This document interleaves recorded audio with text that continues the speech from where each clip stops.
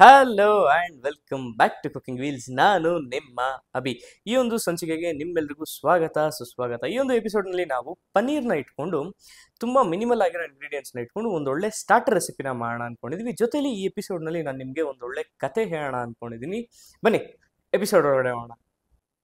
So ಇವತ್ತು ಈ ಒಂದು ಎಪಿಸೋಡ್ನಲ್ಲಿ ನಾವು ಪನ್ನೀರ್ ತವಾ ಫ್ರೈನ ಮಾಡ್ತಾ ಇದೀವಿ. ಇದನ್ನ ಮಾಡೋದಕ್ಕೆ ಏನೇನು ಇಂಗ್ರೀಡಿಯೆಂಟ್ಸ್ ಬೇಕಪ್ಪ ಅಂದರೆ, ಇಲ್ಲಿ ನಾವು ಪನ್ನೀರ್ನ ಸ್ಲೈಸ್ ಮಾಡಿ ಇಟ್ಕೊಂಡಿದ್ವಿ. ಪನ್ನೀರ್, ಶುಂಠಿ ಬೆಳ್ಳುಳ್ಳಿ ಪೇಸ್ಟ್, ರುಚಿಗೆ ತಕ್ಕಷ್ಟು ಉಪ್ಪು, ಖಾರದ ಪುಡಿ, ಪೆಪ್ಪರ್ ಪೌಡರ್ ಮತ್ತು ಸ್ವಲ್ಪ ಚಾಟ್ ಮಸಾಲ. ಇದಿಷ್ಟೇ ಇಂಗ್ರೀಡಿಯೆಂಟ್ನ ಹಾಕಿ ಒಂದೊಳ್ಳೆ ಪನ್ನೀರ್ ತವಾ ಫ್ರೈ ರೆಸಿಪಿನ ಮಾಡೋಣ. ಬನ್ನಿ ರೆಸಿಪಿ ಒಳಗಡೆ ಮಾಡೋಣ. ಮೊದಲಿಗೆ ಇಲ್ಲಿ ಸ್ಲೈಸ್ ಮಾಡಿ ಇಟ್ಕೊಂಡಿರುವಂಥ ಪನ್ನೀರ್ಗೆ ಶುಂಠಿ ಬೆಳ್ಳುಳ್ಳಿ ಪೇಸ್ಟ್ನ ಹಾಕ್ಕೊಳ್ಳೋಣ. ಶುಂಠಿ ಬೆಳ್ಳುಳ್ಳಿ ಪೇಸ್ಟ್ನ ಹಾಕಿದ್ಮೇಲೆ ಇದಕ್ಕೆ ರುಚಿಗೆ ತಕ್ಕಷ್ಟು ಉಪ್ಪು, ಖಾರದ ಪುಡಿ ಮತ್ತು ಸ್ವಲ್ಪ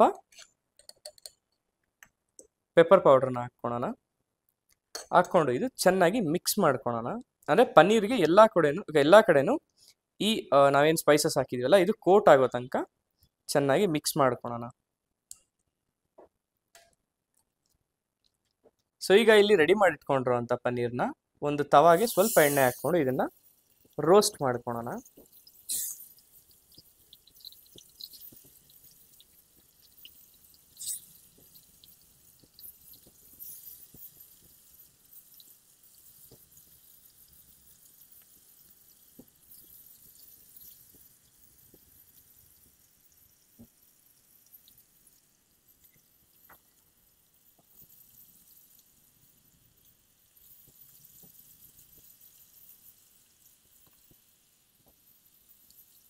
ಈಗ ಇಲ್ಲಿ ನಾವು ಹಾಕೊಂಡಿರುವಂಥ ಪನ್ನೀರು ಎರಡು ಸೈಡೂ ಚೆನ್ನಾಗಿ ರೋಸ್ಟ್ ಆಗಲಿ.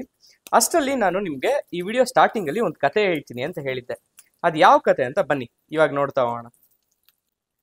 ಜಪಾನಲ್ಲಿ ಒಬ್ಬ ಮನುಷ್ಯನ ಹತ್ರ, ಅಂದರೆ ಅವ್ರ ಮನೇಲಿ ಎಲ್ಲ ಹೆಂಗೆ ಅಂದರೆ ಈ ಸ್ಟೀಲ್ ಪಾತ್ರೆಗಳಿರಲ್ಲ, ಅಲ್ಲೆಲ್ಲ ಪಿಂಗಾಣಿ ಪಾತ್ರೆಗಳನ್ನ ಇಟ್ಕೊಂಡು ಬಳಸ್ತಾ ಇರ್ತಾರೆ. ಒಂದು ಟೈಮ್ ಆಗ್ತಾ ಅಂದರೆ ಇವಾಗ ತುಂಬ ವರ್ಷದಿಂದ ನಮ್ಮ ಮನೇಲಿ ಒಂದು ಪಾತ್ರೆ ಇದೆ ಅಂದರೆ ಆ ಪಾತ್ರೆನ ಬಿಸಾಕೋದಕ್ಕೋ ಎತ್ತಾಕೋದಕ್ಕೂ ನಮಗೆ ಕಷ್ಟ ಆಗುತ್ತೆ. ಸೊ ಆ ಮನುಷ್ಯನ ಹತ್ರ ಒಂದು ಟೀ ಕಪ್ ಇತ್ತು. ಅವನು ದಿನ ಟೀ ಕುಡಿಯೋದೆಲ್ಲ ಅದೇ ಕಪ್ನಲ್ಲಿ ಟೀ ಕುಡಿತಾ ಇದ್ದ. ಸೊ ಹಿಂಗೆ ಹೋಗ್ತಾ ಹೋಗ್ತಾ ಒಂದಿನ ಏನಾಗುತ್ತೆ, ಟೀ ಕುಡಿಬೇಕಾದ್ರೆ ಆ ಟೀ ಕಪ್ಪು ಸ್ಲಿಪ್ ಆಗಿ ಕೆಳಗಡೆ ಬಿದ್ದು ಒಡೆದೋಗುತ್ತೆ. ಒಡೆದೋಗಿರೋ ಟೀ ಕಪ್ನ ಮಾಮೂಲಿಯಾಗಿ ಜನ ಏನು ಮಾಡ್ತಾರೆ, ಎತ್ತು ಬಿಸಾಕ್ತಾರೆ.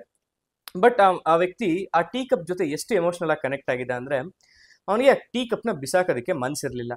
ಸೊ ಅವನೇನು ಮಾಡ್ತಾನೆ, ಈ ಟೀ ಕಪ್ನ ಹೆಂಗಾದ್ರೂ ರೆಡಿ ಮಾಡಿಸ್ಬೇಕು ಅಂತ ಈ ಕಪ್ಸ್ ರೆಡಿ ಮಾಡೋರ ಹತ್ರ ಹೋಗ್ತಾನೆ. ಅವ್ರ ಹತ್ರ ಹೇಳೋದಿಷ್ಟೇ, ಈ ಕಪ್ಪು ನನಗೆ ರೆಡಿ ಆಗಬೇಕು, ಬಟ್ ಈ ಕ್ರ್ಯಾಕ್ಸ್ನೆಲ್ಲ ಕಾಣಿಸ್ದೇ ಇರೋ ಥರ ಮುಚ್ಚೋದೇನು ಬೇಡ, ಈ ಕ್ರ್ಯಾಕ್ಸ್ ಎಲ್ಲ ಕಾಣಿಸೋ ಥರನೇ ಇರಲಿ ಅಂತ. ಸೊ ಅಲ್ಲಿ ಕಪ್ ರೆಡಿ ಮಾಡೋನು ಈ ಚಿನ್ನ ಬರುತ್ತಲ್ಲ, ಚಿನ್ನನ ಕರಗಿಸಿ ಈ ಕಪ್ನ ರೆಡಿ ಮಾಡ್ತಾನೆ. ಕಪ್ಪು ಚಿನ್ನ ಹಾಕಿ ರೆಡಿ ಆದಮೇಲೆ ಅದರದ್ದು ಬೇರೆದೇ ಆದಂಥ ಡೈಮೆನ್ಷನ್ ತೊಗೊಳುತ್ತೆ.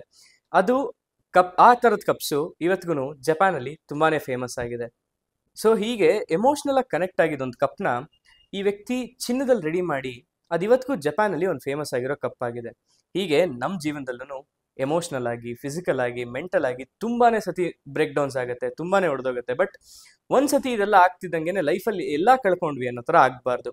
ಇವಾಗ ಲೈಫಲ್ಲಿ ಏನೋ ಒಂದು ಕಷ್ಟ ಬಂತು ಅಂದರೆ ಅದನ್ನ ಮುಂದೆ ಇನ್ನೂ ಒಂದೇನೋ ಅಥವಾ ಇನ್ನೂ ತುಂಬ ದೊಡ್ಡದಾಗಿರುವಂಥ ಸಕ್ಸಸ್ ಬರುತ್ತೆ ಅಂತಲೇ ಕಾರಣ. ಬಟ್ ನಾವು ಆ ಥರ ಒಂದು ಫೇಲ್ಯೂರ್ ಆದಾಗ ಅಥವಾ ಬ್ರೇಕ್ ಡೌನ್ ಆದಾಗ ನಾವು ನಮ್ಮ ಎಫರ್ಟ್ಸ್ನ, ನಮ್ಮ ಹಾರ್ಡ್ ವರ್ಕ್ನ ಬಿಡ್ದಿರ ಟ್ರೈ ಮಾಡ್ತಾನೆ ಇದ್ರೆ, ಕೆಲಸ ಮಾಡ್ತಾನೆ ಇದ್ರೆ ಫಾರ್ ಶ್ಯೂರ್ ಜೀವನದಲ್ಲಿ ಸಕ್ಸಸ್ ಅನ್ನೋದು ಸಿಕ್ಕೇ ಸಿಗುತ್ತೆ.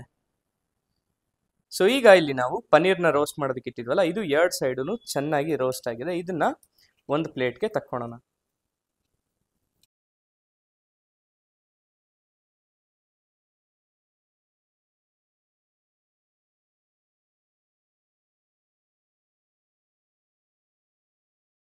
ಸೊ ಈಗ ಇಲ್ಲಿ ರೆಡಿ ಆಗಿರುವಂಥ ಈ ಪನ್ನೀರ್ ಮೇಲೆ ನಾವು ಸ್ವಲ್ಪ ಚಾಟ್ ಮಸಾಲನ ಹಾಕ್ಕೊಳ್ಳೋಣ. ಚಾಟ್ ಮಸಾಲನ ಹಾಕಿದ್ರೆ ನಮ್ಮ ಈ ಒಂದು ಪನ್ನೀರ್ ಸ್ಟಾರ್ಟರ್ ರೆಡಿ ಆಗಿದೆ ಅಂತ ಅರ್ಥ.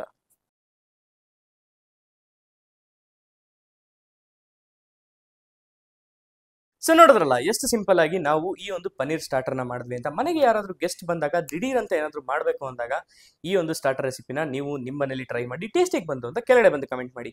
ಇನ್ನೊಂದು, ಈ ಒಂದು ಸ್ಟಾರ್ಟರ್ ರೆಸಿಪಿಗೆ ಏನಂತ ಹೆಸರಿಡೋಣ ಅನ್ನೋದನ್ನ ನೀವೇ ತಿಳಿಸ್ಕೊಡಿ. ಮತ್ತೆ ಗ್ರಯೋ ಫ್ಯಾಷನ್ ಫ್ಯಾಕ್ಟ್ರಿಲಿ ಟಿ ಶರ್ಟ್ ಸೇಲ್ಸ್ ಲೈವ್ ಅಲ್ಲಿ ನಡೀತಾ ಇದೆ. ನೀವು ಈ ಟಿ ಶರ್ಟ್ಸ್ನ ತಗೊಬೇಕಂದ್ರೆ ಮಾಡಬೇಕಾಗಿರೋದಿಷ್ಟೇ, ಕೆಳಗಡೆ ಕಾಣಿಸ್ತಾ ಇರೋಂಥ ವಾಟ್ಸ್ಆಪ್ ನಂಬರ್ಗೆ ಹಾಯ್ ಅಂತ ಮೆಸೇಜ್ ಕಳಿಸಿ. ಅಲ್ಲಿ ನಿಮಗೆ ಕ್ಯಾಟ್ಲಾಗ್ ಸಿಗುತ್ತೆ. ಆ ಕ್ಯಾಟ್ಲಾಗ್ ಮುಖಾಂತರ ನೀವು ಟಿ ಶರ್ಟ್ಸ್ನ ಪರ್ಚೇಸ್ ಮಾಡ್ಬೋದು. ನೆಕ್ಸ್ಟ್ ಎಪಿಸೋಡ್ನಲ್ಲಿ ಇನ್ನೊಂದು ಇಂಟ್ರೆಸ್ಟಿಂಗ್ ಅಡುಗೆನ ತಗೊಂಡು ನಾನು ನಿಮ್ಮ ಮುಂದೆ ಬರ್ತೀನಿ ಅಂತ ಹೇಳ್ತಾ ಬಾಯ್.